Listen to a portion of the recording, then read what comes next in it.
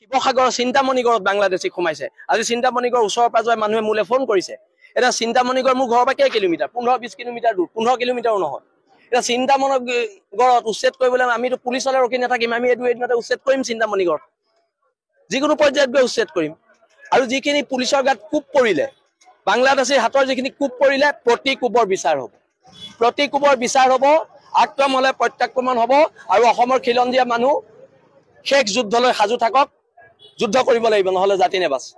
আমি এটা কথা স্পষ্টকে কৈ দিছো যে ৰাজনীতিৰ ঊৰ্ধত কথা বতৰা হ'ব লাগিব। বিজেপি কংগ্ৰেছ সকলোৱে ৰাজনীতি বাদ দি প্ৰথম জাতি ৰক্ষা কৰক, জাতি ৰক্ষা সংগ্ৰামখনত অৱতীৰ্ণ হওক, তাৰপিছত এইখন সংগ্ৰাম আমি যাম। কাৰণ 500 ঘৰ মানুহে 5000 বিঘা যদি জংঘল দখল কৰি দিয়ে, তাত আমাৰ আপত্তি আছে। এনে গোৱালপাৰাত উচ্ছেদ হৈ আছে বনাঞ্চল বিলাকত।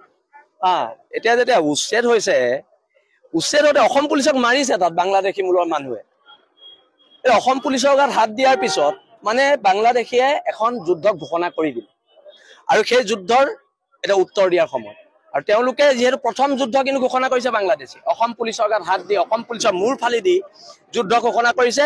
আৰু এই যুদ্ধ আমি গ্ৰহণ কৰিছো, আৰু অসমৰ সমূহ খিলঞ্জীয়া মানুহক একত্ৰিত হ'বলৈ আহ্বান জনাইছো। কেৱল ফেচবুকত সীমাবদ্ধ নহয়, ৰাজপথত ওলাব লাগিব, আৰু ৰাজপথত প্ৰয়োজনত হাতত হেংদাং লৈ ওলাব লাগিব। আৰু এটা